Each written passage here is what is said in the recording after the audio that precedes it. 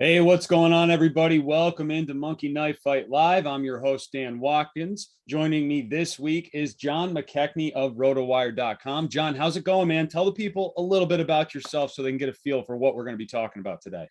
Doing great. So I am the college football editor and the sports betting editor over at Rotowire.com. You might know my other Rotowire buddy, Nick Whalen, from some of these shows as well. But that's my main background. I went to the University of Georgia, big Georgia fan, but of course pay attention to the NFL as well. Have previously hosted the Rotowire Fantasy Sports Today show on SiriusXM on Fridays and Saturdays during the football season in the past. So huge into the NFL. I'm so glad that the NFL is back.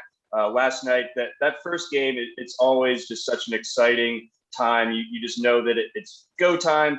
Fall is here. Football is here. We got no more weekends where we have to figure out what to do with our Sundays anymore. We already know what's up. Yep, and what a game to start off the NFL season. You can sum it up pretty briefly with Tom Brady is Tom Brady, and that's just what happened. So Tampa starting off 1-0 to defend their Super Bowl title. Week one, it's here already. Before you know it, it's going to be week 6. Before you know that, it's going to be week 18. New this year. The season goes by fast, but I'm very happy and pumped to talk a little week 1 NFL football this week. So why don't we get right into it? A bunch of contests up on Monkey Knife Fight. It's broken down between the slates. There's, I think, like 6 or 7 games early. You got the 4 games later on. Then you got the Sunday night game.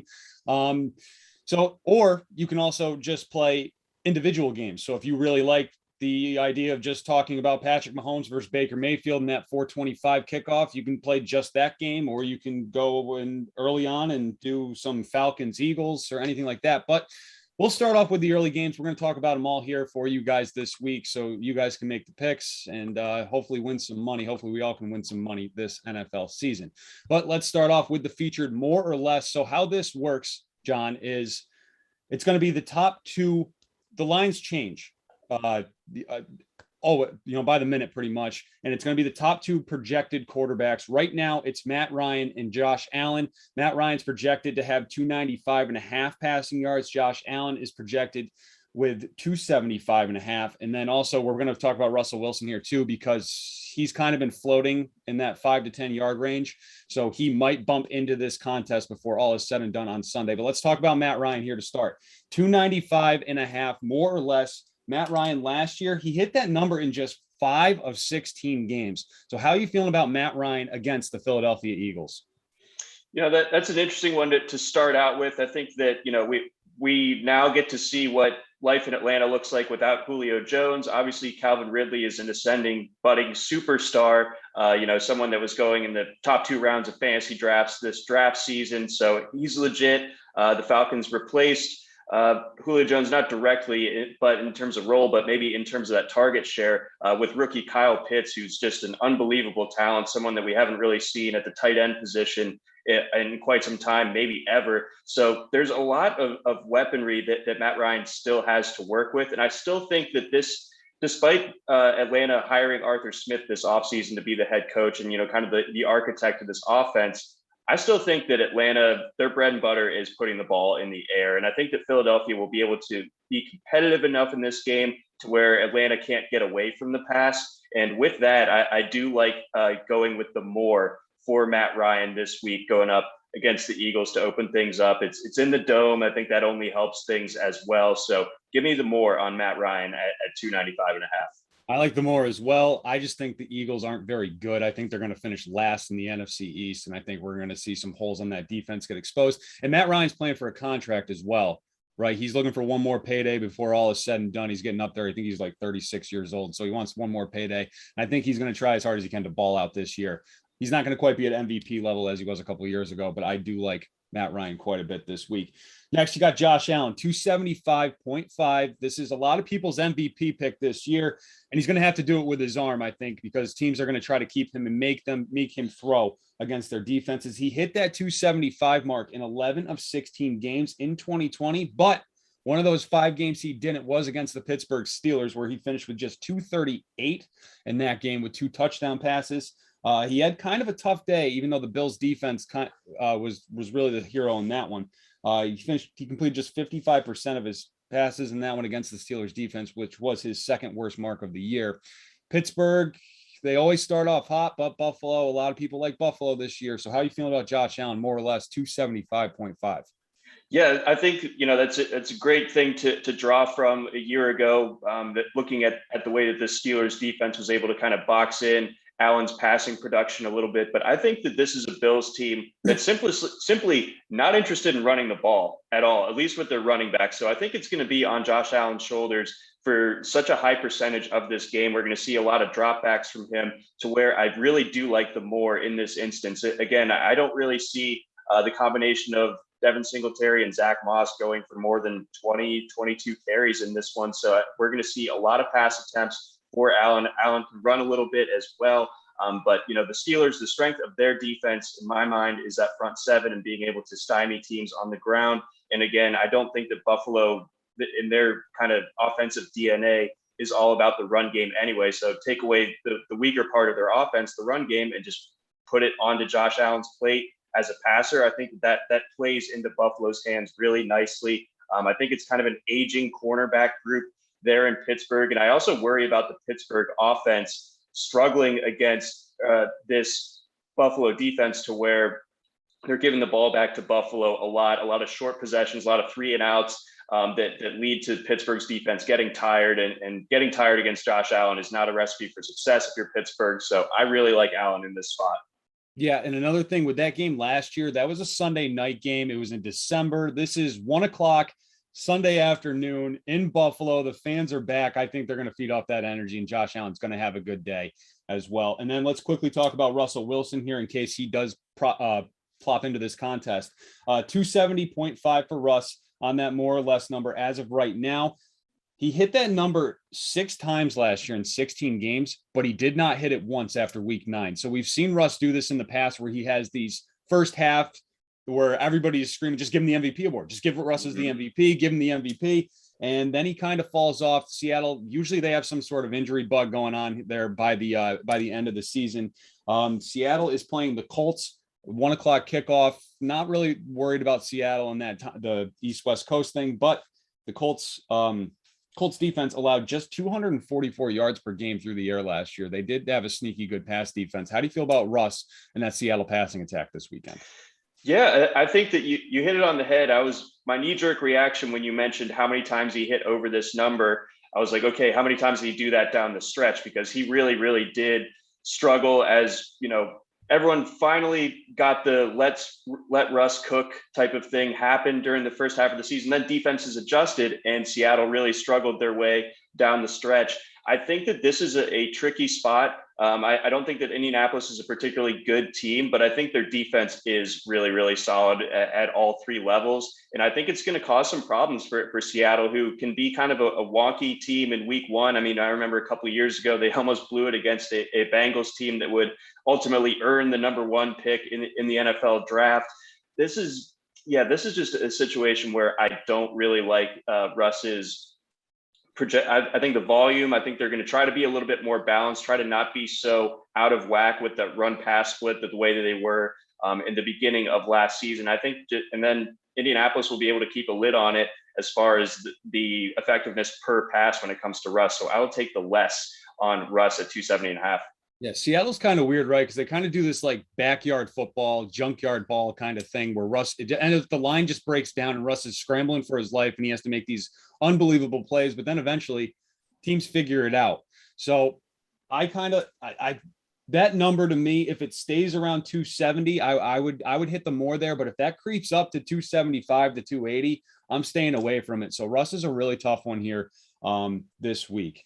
Let's move on to the next thing here, the touchdown dance. So how this works is you're going to pick 3 players. If all 3 players score a touchdown on Sunday, you're going to win a share of a $5,000 prize pool. And I hope I got that right, Jay. I know you're all right. Cool. So John, 3 guys you think in that early slate that are going to find the end zone.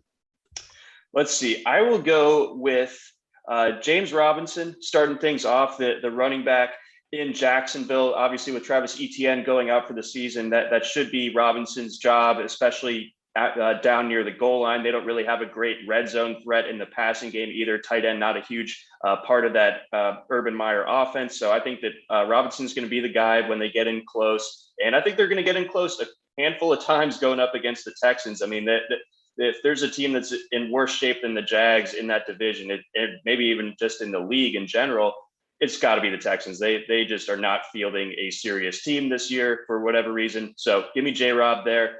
Calvin Ridley, that kind of dovetails with my thoughts on Matt Ryan having a good day. And I think that Atlanta, the way they just channel their passing attack, I think Ridley's going to have like a third of their targets on Sunday. And, with that type of volume projection in mind, I love the idea of him getting into the end zone against the Eagles. And then I'll round it out with George Kittle. Coming off that injury-plagued season a year ago, everyone on the 49ers was getting injured. It seemed like they just had that Super Bowl hangover curse to no end. But he's back this year. I don't think that Detroit defense really has a solution for him. So I really, really like Kittle to find the end zone this week as well. I like how we can't go one NFL show without talking about the Jaguars. It's impossible. It's every week. Nick is smiling. I just want to add two really quick things with the touchdown dance, just so audience is fully aware. So when you enter your touchdown dance picks, you do have to choose a goal of 2.5, 3.5, or 4.5, as in total touchdowns. If you want, there's a prize pool based on that as well. You get automatically entered into the $5,000 prize pool, and if all three of your selections score a touchdown on any $5 minimum entry, you can win. And so that's really the only other touchdown dance aspect that needs to be known. But yes, we can't go a day without mentioning the Jaguars on this show. Yeah. Is MKF a partner with Jacksonville? Is that do I just not the know? Tampa Bay Buccaneers, actually. So Florida, the other side was there. We're slowly moving east up to Jacksonville. All right. Yeah, I love George Kittle. Jimmy Garoppolo is playing for his job this season. He's got to ball out, or Trey Lance is going to take over here at some point. So I think he's going to try to find his favorite target in George Kittle. I also like David Johnson on the other side of that wonderful Jacksonville-Houston game. Jacksonville's rush defense is terrible. And I mean, who else does Houston have to give the ball to? Brandon Cooks is okay, but I think David Johnson, I like him to find the end zone in this one. And then the next guy here, who we're going to talk about a little more in just a few minutes, Derrick Henry. Arizona's rush defense was among the worst in the league. They were middle of the pack, actually, at about 125.5 a game. They didn't have to face King Henry, and I think he's just going to eat this weekend. You got Ryan Tannehill, who's coming off the COVID list, so we'll see how he's looking and how he's feeling. I think he's going to rely on his bell cow back there quite a bit. So next up, we have the 5x5 more or less. So how this is going to work, MKF already picked the 5 guys for you. You're going to have to choose more or less. 2 of them we've already talked about here. Matt Ryan, we both like over 295.5 in that game against the Eagles. Russell Wilson, 270.5. That one, as we mentioned, is kind of tricky here. You're going to have to, if that number moves up anymore, I'd stay away from it. But if it stays right at that 270, that's all right. And then the next guy here, Stefan Diggs, 91.5 on his reception yards here. He hit that in 10 of 16 games last season. But 2 of those that he hit that number, he finished with just 92 yards. And he did ball out against the Steelers last year, 10 receptions, 130 yards, and 1 touchdown. So how do you like Stefan Diggs against that Steelers defense? He is Josh Allen's favorite target after all. Exactly. So, kind of preface this with my optimism for Allen. I really think that the Bills come out and make a big statement here on Sunday, and I think Diggs ends up being a huge part of it. I don't think that the Pittsburgh corners, any of them could really check Diggs in the way that he runs his routes. He's going to be open all day Sunday. I like the more of 91.5. I think that we're going to see him get over 10 targets, and I think that he can easily hit that more with that kind of target volume. Absolutely. Next up, moving on, as I mentioned before on my touchdown dance pick, Derrick Henry, 105.5 for the NFL's 2-time defending leading rushing champion. He hit that number in 10 of 16 games last year. And with Henry, John, I feel like pretty early on, if he's going to hit that number, and he's going to go way over that number. You're not going to sweat this one out at all. And I just don't think Arizona can contain him. How do you feel about the King on Sunday? Yeah, I'm in on the King as well. I mean, this again is an Arizona defense that's okay. They added Zaven Collins in the draft, so I mean they're definitely going to be loading up to slow Henry. But what Tennessee did this offseason and bringing in Julio Jones, you can't just completely go like sell out against the run anymore, and that I think causes problems for defenses now that Tennessee has some balance in addition to having King Henry out there. So I think 20 plus carries, which we can expect from Henry every single week, that's going to get him to where he needs to be with the more than 105 rushing yards. So give me the more. I'm very optimistic about a lot of these guys this week, but I think there's good reason behind it. How can you not be optimistic? It's week one, and then exactly, you got to be optimistic. Now on the other side of the ball, or on the other sideline in that one, you have DeAndre Hopkins. His more or less number for this week is 6.5 receptions. So we're staying away from the yards with Nuke. We're going with the reception total. He hit at least 6 receptions in 10 of 16 games last year. 160 targets. So he's getting 10 a game. You know, he's the clear-cut number one in that offense with Kyler Murray throwing the ball. Excuse me. And the Titans, last year, they ranked 29th in the NFL when it comes to passing yards allowed. I know that passing yards isn't the stat we're talking about here, but I think that gives you a pretty good idea that Arizona is going to be able to throw the ball. How do you feel about Hopkins? Yes, I think this is my favorite number of this quintet of picks here. I think that Hopkins really is that guy that's going to go for at least 10 targets. I could see him, that number ballooning upwards. We saw some ridiculous target counts last night. I wouldn't be shocked if Hopkins ends up having similar target share to what, Cooper and Lamb had in Tampa Bay. I think that Arizona is going to go with a similar type of air it out game plan. I don't think they're going to run very much. So I think Hopkins, if he sees 12 targets, he's definitely catching more than half of them. So I think with that in mind, the more than 6.5 is got to be my favorite one from this 5-pack. Yeah, I like that. I like that number a lot too, because I think it's some, and then with the Arizona backfield, I don't trust James Conner, and Chase Edmonds I like a lot, but I just don't think he's going to get the ball enough. I don't think they're going to focus on their backs at all here, and I think it's just going to be the Kyler Murray show, and DeAndre Hopkins is going to be a big part of that. Yeah, absolutely. Yeah, their backfield very underwhelming. I guess there wasn't a great crop of running backs in this draft to really address it, but I think James Conner, we can start to admit that his one good year when Bell opted out was more of a fluke, and what he's been the last couple of years is probably a little bit more in line with what he actually is at this stage.